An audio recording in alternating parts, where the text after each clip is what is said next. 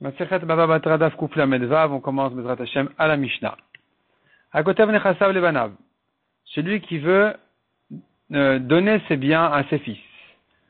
Par exemple, Rajva m'explique, c'est quelqu'un en bonne santé qui veut se remarier et il veut pas que tous ses biens soient hypothéqués à la Ktuva de sa femme. Donc, il a peur que ses fils vont perdre complètement l'héritage, ses fils de la première femme, et donc il veut leur donner ses biens. Il veut donner à ses premiers fils ses biens, mais il veut pouvoir en profiter encore jusqu'à son dernier jour. Comment peut-il donner à ses fils ses biens en profitant de son vivant et de manière à ce que ce ne soit pas acquis après sa mort à ses fils? Parce que si c'est acquis après sa mort à ses fils, ça marche pas. Il ne peut pas donner après sa mort. Quelqu'un dans la tombe ne peut rien donner. Comment il fait? Donc, Akotev Nechasav Lebanav. Tarir Shirtov Ma'ayam ou Lachar Mita d'Ivrei Rabbi Yehuda. Il doit écrire, je te les donne dès maintenant, après la mort, et puisqu'il lui dit dès aujourd'hui, alors dès aujourd'hui déjà, c'est considéré que c'est donné de son vivant. Donc on interprète sa phrase comme ça. Le terrain lui-même, donc le gouffre, le capital, le terrain même, il est donné de son vivant, dès maintenant, mais les fruits, donc l'utilisation n'est donnée qu'après sa mort. Et ça marche. L'enfant, le fils acquiert, et la deuxième femme ne peut pas prendre ce terrain-là pour sa Ktuva. Rabbi Yossi Omer et Notari. Rabbi Yossi dit c'est pas la peine de dire dès aujourd'hui, après la mort. Dès qu'il lui dit après la mort, il donne à son fils, c'est suffisant. On comprend que c'est de son vivant que c'est acquis déjà. La Gemara va expliquer pourquoi. La Mishnah continue et nous dit, Akotev Nechasav Ivno Lachar Moto. Celui qui donne ses biens, il écrit qu'il donne ses biens à son fils après sa mort. Donc dans une formule qui soit valable, qu'est-ce qu'on fait ici? Le père ne peut pas vendre ce bien-là qu'il a promis à son fils après sa mort. Parce que ça a déjà été écrit pour le fils. Le fils du vivant de son père ne peut pas non plus vendre. Parce que c'est encore chez son père. Si le père a quand même vendu, ce qu'il a vendu, c'est vendu jusqu'à sa mort. C'est-à-dire que l'acheteur n'a le droit qu'aux fruits, qu'à la récolte, jusqu'à la mort du père. Mais à la mort du père, il doit tout rendre au fils. Macharaben, si c'est le fils qui a vendu, du vivant du père, en la lokar ben klum atiamutav. Cette fois-ci, c'est le contraire. L'acheteur ne touche rien jusqu'à la mort du père. Une fois que le père est mort, l'acheteur peut acquérir, peut prendre. Demande la Gemara de Katav Mayam ou Lachar Mita. Quand il écrit dès aujourd'hui, après la mort, Mayave, qu'est-ce que ça peut faire? En quoi ça aide d'écrire comme ça? C'est une phrase qui se contredit, et donc on peut pas s'appuyer sur ça, on peut pas valider une phrase pareille. Ve'atnan, nous avons une Mishnah qui dit comme ça, Mayom ulachar mita, quelqu'un qui donne un get à sa femme et qui lui dit qu'elle soit divorcée dès maintenant après sa mort, get veno get, on a un doute si elle est divorcée ou pas, parce que la phrase n'est pas claire, et que si vous voulez lui dire après sa mort, il n'y a pas de divorce après la mort, si vous voulez dire dès maintenant, elle est divorcée, veimet, donc maintenant quand il est mort, cholet et velomita behemet. Faire yiboum, elle peut pas. Elle peut pas se marier avec le frère de son mari s'il n'avait pas d'enfant pour faire yiboum, parce que peut-être qu'elle était divorcée. Donc elle ne peut que faire khalitza. Elle ne peut pas non plus se remarier avec un étranger, parce que peut-être qu'elle n'était pas divorcée, peut-être que le divorce n'était qu'après la mort et qu'il n'est pas valable. Donc, elle doit faire khalitza d'une part pour pouvoir se remarier, choletet. Mais faire hiboum, c'est interdit parce que peut-être qu'elle est quand même divorcée. Et donc, elle n'a pas le droit de faire hiboum. Elle ne peut pas se marier avec son beau-frère alors qu'il n'y a pas de mitzvah, au contraire, c'est interdit. Donc, tu vois que cette formule-là de me'ayom lachar mita, elle n'est pas valable. On peut pas se fier à cette formule-là qui n'est pas claire. Donc, pourquoi dans notre Mishnah, la Mishnah, elle considère que ça va? Répond la Gemara, il y a une différence entre le get et le testament. Atam mesap kalan. Là-bas, concernant le get, nous avons un doute. Itnaave, ichazarave. Donc, est-ce qu'il avait l'intention de faire une condition, de dire que le get soit valable dès maintenant, mais qu'après sa mort, c'est en fait une condition pour dire s'il va mourir maintenant de cette maladie, alors elle sera divorcée rétroactivement dès maintenant. Si c'est une condition, ça marche, c'est un bon divorce parce que le divorce, il se fait maintenant, mais à condition qu'il meure. I chazara, ou peut-être que non, il a changé d'avis, il a regretté. Il dit, c'est ton guet dès maintenant, et en parlant, il regrette, donc il dit non, en fait, après ma mort. Et ça, dans ce cas-là, il a annulé le guet. Donc, puisque nous avons un doute comment interpréter ces mots, on ne peut pas s'appuyer sur ce guet-là complètement. Avalacha, tandis que ici, Arike Amarle, le père qui dit à son fils, dès aujourd'hui après la mort, qu'est-ce qu'il veut dire par là? Goufa Knemayom, le terrain même, le capital, tu l'acquiers dès maintenant.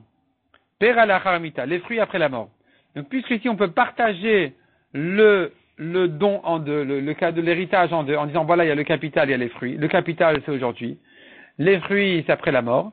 Et que comme ça résout donc la contradiction de ces mots dès aujourd'hui après la mort, puisque nous avons moyen de résoudre ces mots sans voir, sans trouver de contradiction, c'est ce qu'il avait l'intention de dire.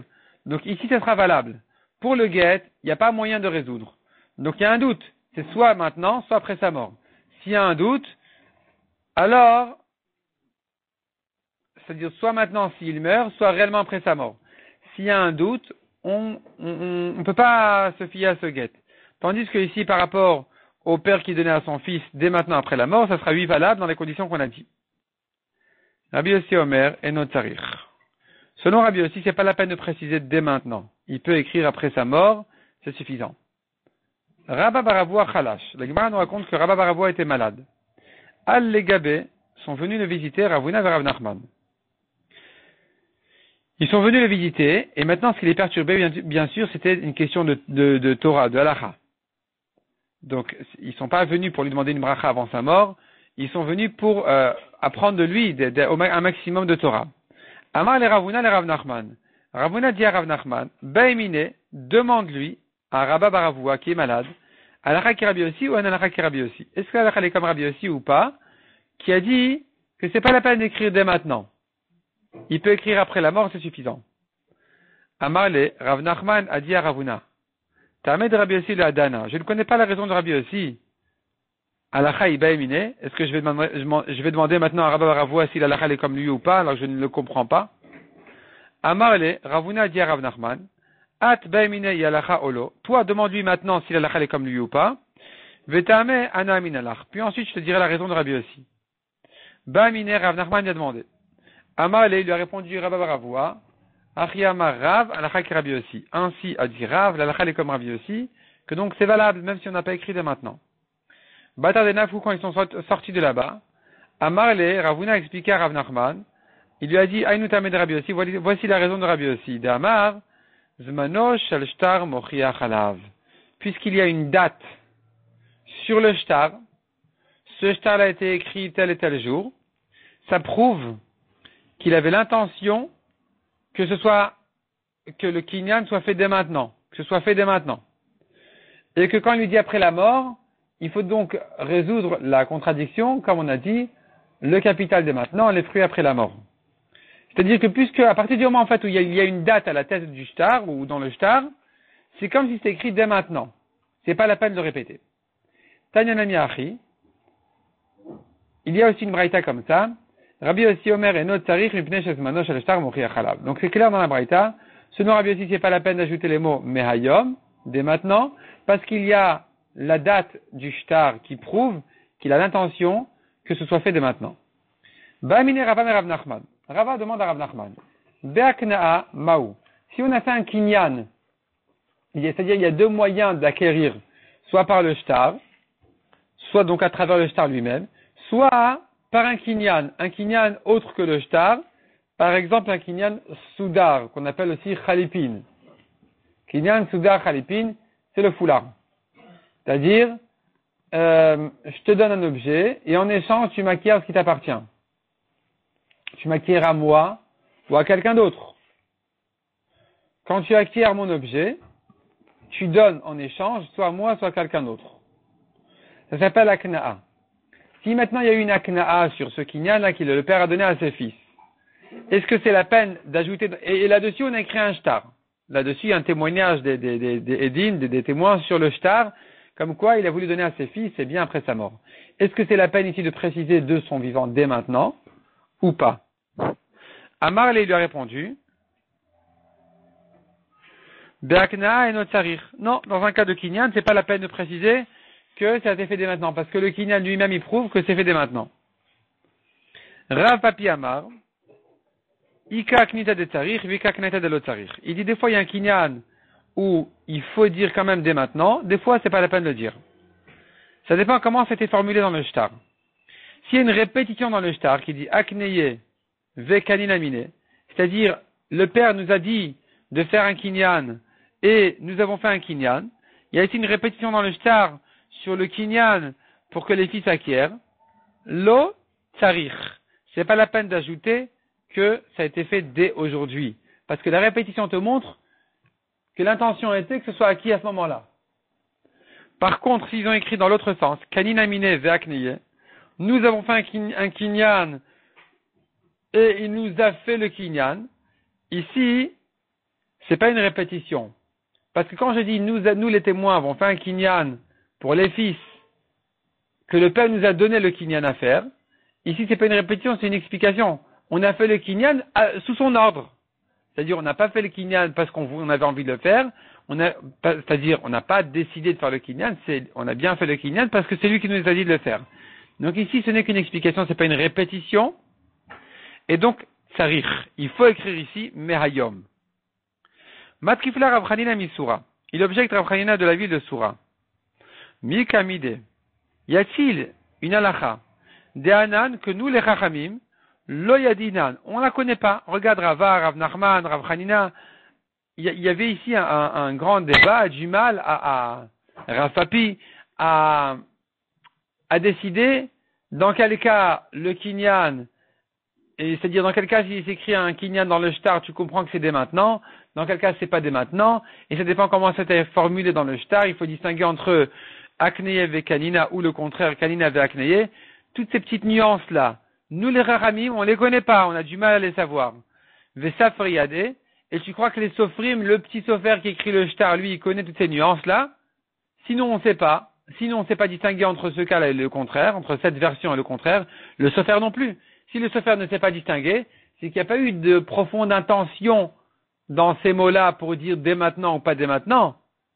Donc tu n'as pas distingué. La Gemara dit, Sha'aloun les safrés d'Abaye. On a questionné les sofrim du badin de Abaye, Veyade. Il connaissait cette halakha, il savait distinguer entre Akneye ve Kanina ou le contraire, Kanina ve Akneye. Ou les safrés de Rava, Veyade. On a questionné les sofrim de Rava, du bed de son badin, et il savait aussi distinguer. Donc effectivement, on peut lui s'appuyer sur les sofrim, ils connaissent certaines halakhot qui les concernent, qui les regardent directement, même si les grands dayanim ne les connaissent pas forcément toutes. Ravuna Bered Rav Yoshua Amar, lui il pense, il n'y a pas à distinguer entre ce cas-là ou le contraire, Ben Akneye ve Kanina Mine, aussi bien si c'est écrit dans le shtar, il nous a fait acquérir et nous avons fait le kinyan, Ben que dans le cas contraire, Kanina Mine ve Akneye, nous avons fait le kinyan, il nous a fait acquérir. Dans les deux cas, l'otarir, c'est pas la peine d'ajouter le mot mehayom, ça se comprend tout seul. Ou bedduchan pitgame, tandis que si on n'a que duchan pitgame, c'est-à-dire un souvenir de parole, c'est-à-dire les témoins ne viennent que noter ce qui s'est passé. Deaveban pana, les témoins disent, nous notons ici ce qui s'est passé devant nous. Il y a eu un kinyan, il n'y a pas de répétition dans le shtar, il nous a fait acquérir, nous avons acquis, nous avons acquis, il nous a fait acquérir, il n'y a pas tous ces mots-là. C'est sur ce cas-là que plig, qui sont en discussion, est-ce qu'il faut quand même ajouter me'ayom ou pas?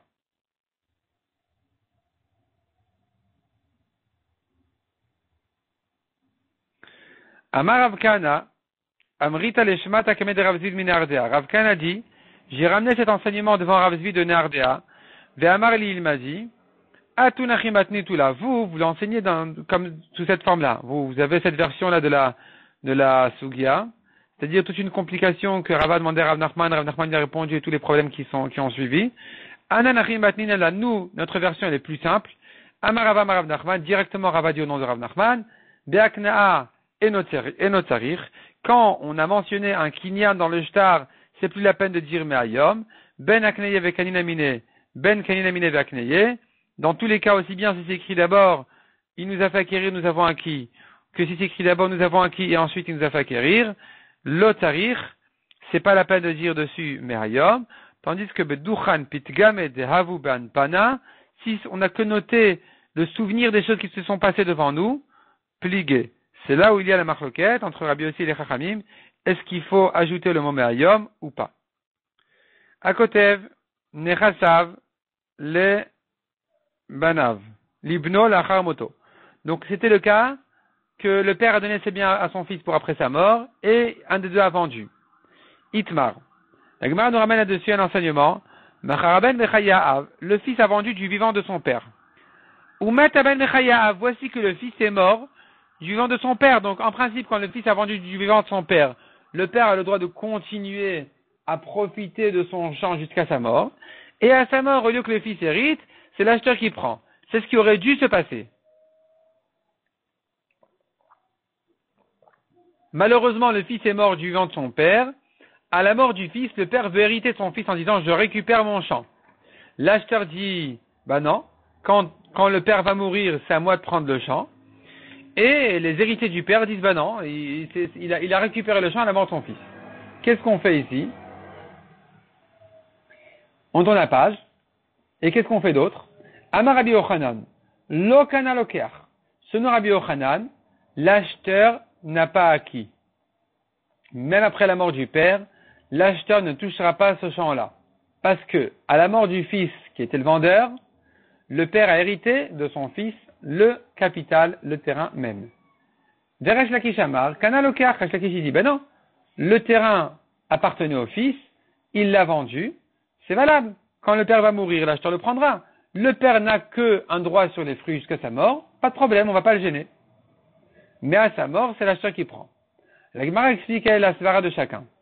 Rabbi Yochanan amar lo kana lokeach. Selon Rabbi Yochanan, l'acheteur n'acquiert pas parce qu'il pense kinyan perot que kinyan agouf. C'est un principe général qui aura plusieurs conséquences, qui aura des conséquences dans beaucoup de halachot, beaucoup de domaines halachiques, dont ici, le père qui a le droit aux fruits, à la récolte, il est considéré comme propriétaire du capital même. Donc maintenant, une fois que son fils y meurt, ça revient en père. Veresh Lakish Amar, Kana Lokeach. Resh Lakish y pense que c'est l'acheteur qui acquiert. Pourquoi? Kinyan Perot Lav Kinyan Agouf Dami. C'est-à-dire le père qui a acquis les fruits de son vivant, qui est propriétaire des fruits de son vivant, il n'est pas considéré comme le propriétaire du champ lui-même. Et donc, à sa mort, c'est l'acheteur qui récupère, qui lui était considéré toujours comme le propriétaire du capital depuis qu'il a acheté. Demande à Gemara pourquoi cette marloquette de Rabbi Yochanan et Resh Lakish ici, dans notre contexte à nous. On a déjà entendu cette discussion de Rabbi Yochanan et Resh Lakish sur un autre domaine, des Itmar. Amocher Sadeo les Perot, celui qui vend son champ pour les fruits. C'est-à-dire, il dit à son acheteur, écoute, je te vends 10 ans de récolte. Rabbi Yochanan Amar Meviv et Koré. Selon Rabbi Yochanan, l'acheteur amène les premiers fruits de Bikurim, et même il peut lire les psukim que doit dire celui qui amène des Bikurim au Beth Amikdash. Comme quoi, je te remercie Hachem pour la terre que tu nous as donnée. Donc, on le considère comme propriétaire. L'acheteur est considéré comme propriétaire. Il peut dire la terre que tu m'as donnée alors qu'il n'a pas de terre. Mais puisqu'il a le droit de profiter de la terre pour ses fruits, c'est comme s'il était propriétaire de la terre, donc il peut dire la terre que tu m'as donnée. Donc c'est Rabbi Yochanan même qui nous a déjà dit que Kinyan Perot, que Kinyan Agouf. Celui qui acquiert les fruits a acquis le corps. Veresh Lakish Amar Meviveno Koré. Pour Resh Lakish, il amène les bikurim, il ne peut pas dire les psukim dessus, l'acheteur. Pourquoi? La Gemara explique. Donc Rabbi Yochanan Amar Meviveno Koré. Kassavar, selon Rabbi Yochanan, il amène les bikurim et il dit les psukim parce qu'il pense qu'il y a une perot, qu'il y a un agouf d'ami. En acquérant, quand il acquiert les fruits, c'est comme s'il acquit la terre même. Resh Lakish Amar, mais viveno koré, pour Resh Lakish, il dit pas les psukim, qu'il y a une perot lav, qu'il y a un agouf d'ami, c'est pas comme s'il avait acquis la terre. Donc pourquoi cette répétition? Pourquoi on a doublé la marloquette de Rabbi Yochanan et Resh Lakish? Une fois concernant les bikurim et une fois concernant la vente du fils. Amar lecha Rabbi Yochanan, il te répond Rabbi Yochanan. Afalgav de Be'alma kinyan perot kinyan agouf dami. Malgré que de manière générale, je t'ai déjà dit que celui qui acquiert les fruits, c'est comme s'il acquiert le capital même. Achaït sterich, ici c'est la peine de répéter. Il a fallu le répéter ici. Salkadata Hamina serait monté à ton esprit de dire Abal Gabebre, un père vis-à-vis de son fils, Achoule Achil, il est mochel. Donc quand il dit à son fils, écoute, je ne mange que les fruits tant que je suis vivant, mais je te donne dès maintenant, en réalité, il ne veut pas être considéré lui-même le père comme propriétaire du capital. Il veut tout donner à son fils dès maintenant. Il ne se permet que de goûter des fruits, que d'en manger, d'en profiter, mais pas en tant que propriétaire du capital. Donc j'aurais pu croire que ici, quand le fils a vendu et qu'il est mort du vivant du père, alors c'est l'acheteur qui va reprendre après la mort du père. Kamash Malan, il a fallu nous dire Rabbi Yochanan ici, non, même vis-à-vis de son fils, un père se considère comme propriétaire quand il profite des fruits, et donc si son fils y meurt, c'est le père qui va récupérer le capital, et à la mort du père, ce sont ses héritiers qui vont le prendre et non pas l'acheteur. Ve Rabbi Shimon ben Lakish Amar. Resh Lakish te dit, il a fallu répéter cette svara là de dire que celui qui acquiert les fruits n'a pas, celui qui acquiert les fruits n'a pas acquis le capital. Il a fallu le dire aussi bien concernant les bikurim que concernant le fils. Pourquoi? Malgré que de manière générale, je t'ai déjà appris que celui qui profite des fruits n'est pas propriétaire. Ici, il a fallu le répéter concernant le fils. Tu aurais pu dire, un homme, par rapport à lui-même, quand il se garde les fruits, c'est plus fort que celui qui vend les fruits. Celui qui vend les fruits, on dit l'acheteur n'est pas propriétaire. Mais quand quelqu'un dit je te vends le capital mais je me garde les fruits, alors, puisque c'est lui-même qui profite des fruits, il se donne le droit de se considérer comme vrai propriétaire.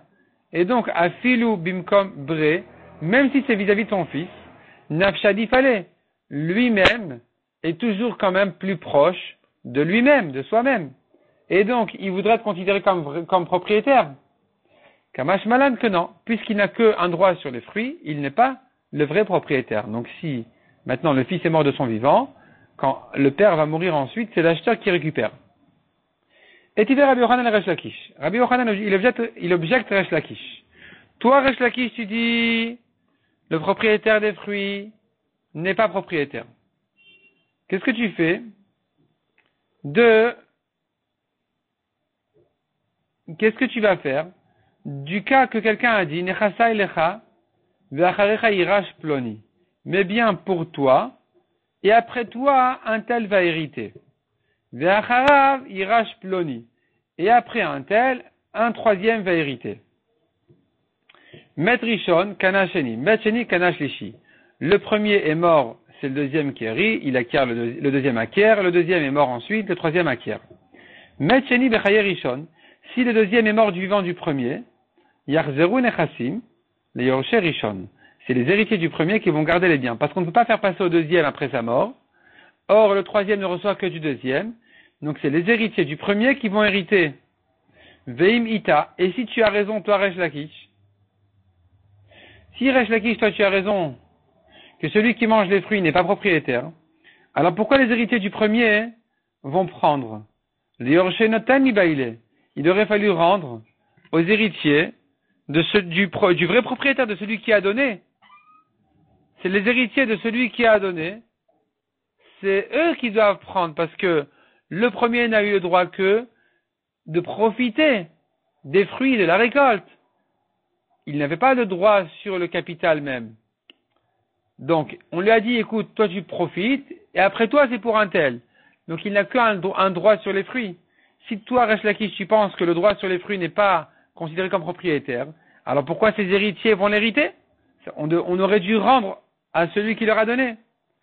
À Marley, il lui a répondu, Resh Lakish et Rabbi Yochanan, Kvar Tirgema Ravoshaya Bavel.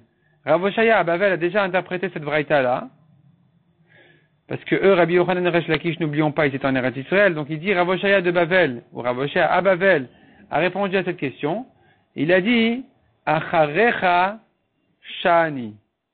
Quand quelqu'un dit je te donne, et après toi à un tel, quand il dit après toi, ça veut dire que avant le après toi, donc de ton vivant à toi, c'est entièrement à toi. Ce n'est qu'après toi que ce sera au un tel. Mais avant ta mort, c'est à toi complètement. Tu es un vrai propriétaire. Et donc ici, c'est les héritiers du premier qui vont prendre. Vechen Rami Rabba Baravuna Kamederav. Rabba Baravuna, lui aussi, a posé cette objection-là devant Rav. Comment résulter le braïta qui dit après toi un tel, c'est les héritiers du premier qui héritent et on ne rend pas au donateur. Ve'amar acharecha shani, lui aussi a donné la même réponse que quand on dit après toi un tel, ça veut dire que tant que tu es vivant, c'est entièrement à toi. Donc si maintenant le deuxième est mort du vivant du premier, les héritiers du premier vont prendre. Demande à Gemara, Vatanya Yarzeru Liroshenoten. Nous avons contre ça pourtant une braïta qui dit, il faut vraiment rendre aux donateurs, aux héritiers de celui qui leur a donné. Comment tu résous ça? Répond la Gemara, Tanaï. C'est-à-dire, cette braïta qui dit on rend aux héritiers de celui qui leur a donné, elle pense que celui qui acquiert les fruits n'est pas propriétaire du tout. C'est une preuve donc pour Resh Lakish. Une objection sur Rabbi Yochanan. Pourquoi rendre aux donateurs, aux héritiers du donateur, alors que d'après Rabbi Yochanan, Kinyan Perot, que Kinyan Agouf, le premier, on devrait le considérer comme propriétaire. Et donc si ça ne peut pas passer au suivant parce que le suivant est mort déjà, on aurait dû faire passer aux héritiers du premier, laisser aux héritiers du premier. Pourquoi rendre aux héritiers du donateur? C'est une objection sur Rabbi Yochanan. Répond la Gemara Tanaï. Effectivement, Rabbi Yochanan, il accepte de dire que c'est une machloket Tanaïm. C'est-à-dire, ce que Rabbi Yochanan a dit d'après lui n'est pas évident selon tous les Tanaïm. C'est une machloket. Est-ce que Kinyan Perot, que Kinyan Agouf ou pas? Détania. Celui qui dit, mais bien pour toi et après toi un tel. Ve'arad rishon ou machar. Ve'achal. Le premier, il est venu sur les biens, il en a fait ce qu'il voulait, il a vendu, il a mangé, il a tout fait. Donc, Umachar, il a vendu, Ve'achal, il a tout gaspillé, il lui reste plus rien. Hacheni motim yadal kuchot, divrei Rabbi. Le deuxième, il va récupérer son champ des acheteurs. Il leur dit, écoutez, moi, ça m'intéresse pas, c'est mon champ, point. Donc, ce que le premier a vendu, c'est pas bon, c'est pas valable. Après sa mort, c'est le deuxième qui récupère. Selon Rabbi qui dit comme ça, il pense que quand le premier avait le droit de profiter de la récolte, il n'est pas considéré comme propriétaire. Kinyan Perot, lave que Kinyan Agouf, comme Resh Lakish. Et donc, la braïta qui nous a dit, la braïta en haut, d'avant, juste au-dessus, qui nous a dit il faut rendre aux héritiers du donateur, elle pense comme Rabbi, qui dit le premier qui a reçu n'a qu'un droit sur les fruits et la récolte, il n'est pas considéré comme propriétaire. Donc après sa mort, ce ne sont pas ses héritiers qui vont prendre. Soit il faut rendre au donateur comme dans le cas précédent, soit dans notre cas à nous, eh bien le deuxième il récupère des acheteurs. Rabban Shimon ben Gamliel Omer, El Hasheni la Mashashiach Rishon. Selon Rabban Shimon ben Gamliel, le deuxième ne prend que ce que le premier lui a laissé. Et si le premier ne lui a rien laissé, ben tant pis pour le deuxième. C'est que lui, Rabban Shimon, il pense que le premier était considéré comme propriétaire complètement, puisqu'il avait un droit sur les fruits, il est considéré comme propriétaire. Et c'est comme ça que pense Rabbi Yochanan, que Kinyan Perot, que Kinyan Agouf Dami, que celui qui a un droit sur les fruits est considéré donc comme un propriétaire qui peut en faire ce qu'il veut. Si il a vendu, il a mangé, et ben tant pis pour le deuxième. De même, dans le cas précédent, où le deuxième est mort du vivant du premier, eh bien, le deuxième qui est mort du vivant du premier, on ne va pas laisser aux héritiers du premier. Non, pardon. Ici, on va lui laisser aux héritiers du premier. C'est-à-dire, lui, Rabbi Yochanan, il pense que le premier était considéré comme propriétaire parce qu'il a un kinyan perot. Donc, si maintenant, il a vendu et ensuite il est mort, le deuxième n'a rien. Si le deuxième est mort de son vivant, eh bien, on va laisser aux héritiers du premier. On ne va pas rendre aux héritiers du donateur. Ça, c'est pour Rabbi Yochanan. Rabbi Yochanan comme Rabban Shimon ben Gamliel. Mais Rabbi pense comme Resh Lakish que il n'est pas propriétaire. C'est pas parce qu'il profite des fruits qu'il devient un propriétaire. Donc si maintenant le deuxième il est vivant, il va récupérer des acheteurs. Et si le deuxième il est mort, eh bien c'est pas non plus les héritiers du premier qui vont profiter. On devra rendre aux héritiers du donateur.